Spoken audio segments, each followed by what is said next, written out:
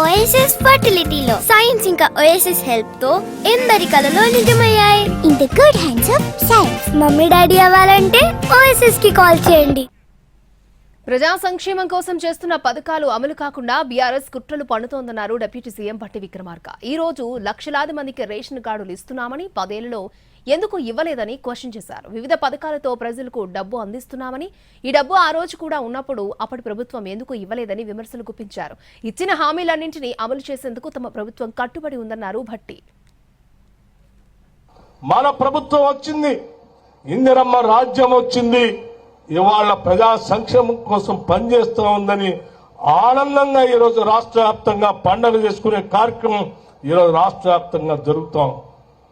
ఇటువంటి పండుగ కార్యక్రమాలు ప్రజా సంక్షేమం కోసం చేసే కార్యక్రమాలు జరగకుండా ఉండాలనేటువంటి ఒక దురుద్దేశంతో రాష్ట్రాన్ని దోపిడీ చేయడం కోసం ఆలోచన చేస్తున్నట్టు ఆనాటి బీఆర్ఎస్ టీఆర్ఎస్ పార్టీ ఇంకా కుట్రలు పన్నుతూనే ఉంది ఈ రాష్ట్రంలో.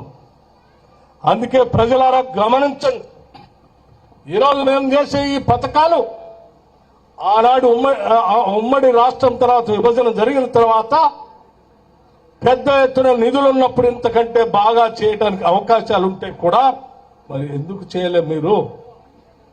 ఈరోజు కొన్ని లక్షల మందికి మేము రేషన్ కార్డులు ఇస్తా ఉన్నామే, వాళ్ళందరికీ సన్న బియ్యం వేయటానికి నేనేం తీసుకున్నామే, ఓట్లు పండించిన సన్నాలు పండించినటువంటి వాళ్ళందరికీ 500 రూపాయలు బోనస్ ఇస్తా ఉన్నామే, 22,000 కోట్ల రూపాయలు రైతులు రుణమాఫీ చేశామే, రేపు రైతు భరోసా కోసం 9,000 కోట్ల రూపాయలు వారి అకౌంట్ లో వేస్తా ఉన్నామే, మరో 2,000 కోట్ల రూపాయలు వ్యవసాయ కూలీల అకౌంట్ లో వేస్తా ఉన్నామే.